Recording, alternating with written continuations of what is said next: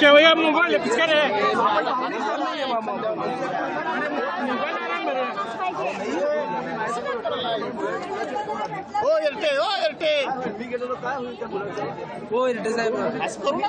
Pritam sir माग Pritam mobile कोणाचा आहे तो सर कोण आहे ते मोबाईल अर्जुन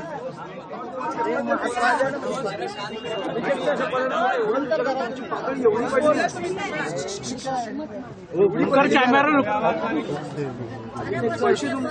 मोबाईल किसका है कोण आहे बोलतोस मला वाटतं समोरच्या पक्षात नंतर नाही घ्या की पण काही आपले लीडर्स आहेत ज्यांची मुलं आहेत.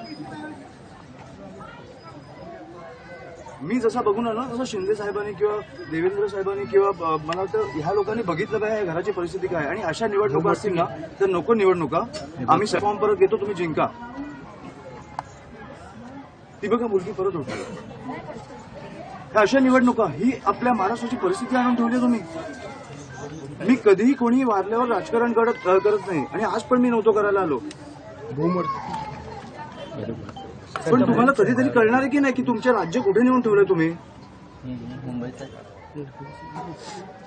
मला वाटतं आपल्या सगळ्यातला एक माणूस जागा झाला पाहिजे आणि ह्या गोष्टींचा विचार केला पाहिजे.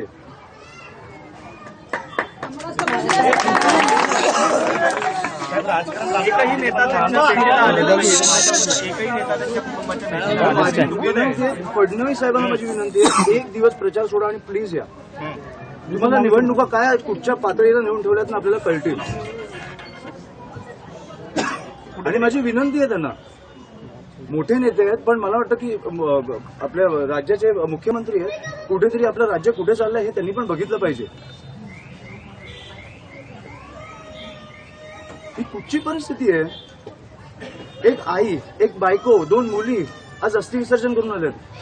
कशासाठी निवडणुकीसाठी. ह्याची उत्तरं मला मिळालीच पाहिजे आणि बाळासाहेबांना न्याय हा मिळालाच पाहिजे.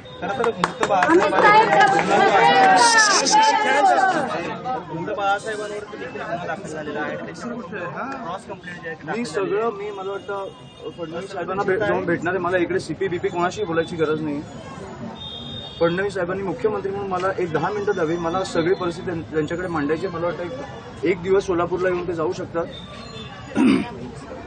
ही राजकारणाची परिस्थिती मी सहन नाही करू शकत. आपलं राज्य असं नाही असू शकत. आणि मला वाटतं सोलापूरकर म्हणून पण तुम्ही विचार केला पाहिजे की हे कुठे नेतंय आपलं शहर. बाकी सगळं ठीक आहे. 70 ठिकाणी तुम्ही जिंकला बिनविरोध जिंका मजा करा. पुढे 5 वर्ष 10 वर्ष रस्त्यांची वाट लावा सगळं करा.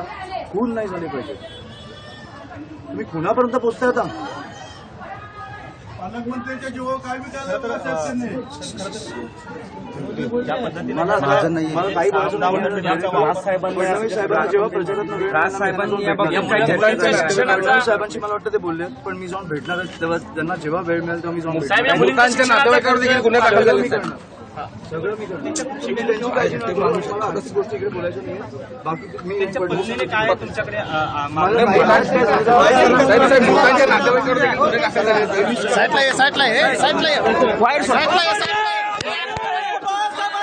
राजकीय वादातून हत्या होते. कुठे महाराष्ट्र आपण नेऊन ठेवलाय या मुद्द्यावर आपण सोलापूरमधल्या सर्वोदय हत्या प्रकरणावर आपण लवकरच फडणवीसांची भेट घेणार आहोत. त्यांना ही सगळी परिस्थिती सांगणार आहोत. निवडणुका कोणत्या पातळीवर येऊन ठेवलेल्या आहेत. असं जर असेल तर आम्हाला निवडणुकाच लढायच्या नाही आहेत अशी उद्विग्नता या ठिकाणी अमित ठाकरे यांनी व्यक्त केलेली आहे.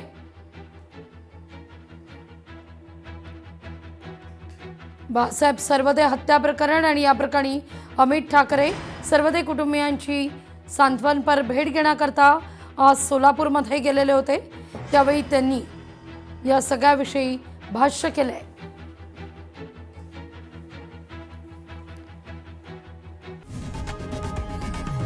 लोकशाही मराठी ऐका, पहा, जागरूक रहा.